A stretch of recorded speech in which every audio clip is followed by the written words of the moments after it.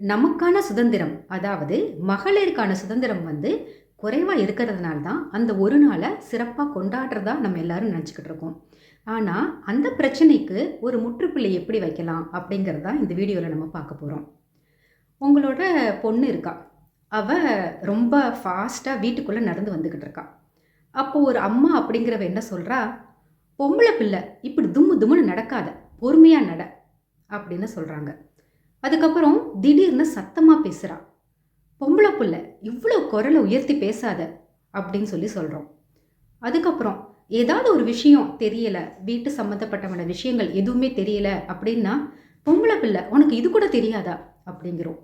So வீட்லயே நமக்கு தெரியாமலே, நம்மள அறியாமலே நம்ம, நம்ம அம்மா, அப்பா, பாட்டி, தாத்தா, உறவினர்கள் எல்லாத்தையுமே அந்த குழந்தைங்களுக்கு வந்து ஏதாவது ஒரு விஷயத்த சொல்லும்போது, பொம்பள பிள்ளை அப்படின்னு அந்த வார்த்தைய வந்து ரொம்ப டிகிரேட் பண்ணி, டவுன் பண்ணி, அழுத்தம் திருத்தமா சொல்றாங்க.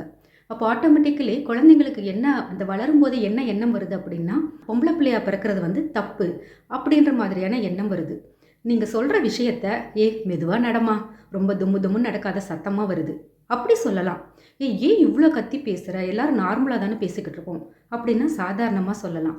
எந்த விஷயத்த சொல்லும்போதும் ஒரு டேக்க குடுக்காதீங்க. அதாவது, "நீ பொம்பள பிள்ள" அப்படின்ற டேக்க குடுக்காம, அந்த விஷயத்த மட்டும் கன்வே பண்ணி பாருங்க. குழந்தைங்க வந்து வளரும்போது பாசிட்டிவாவே வளருவாங்க.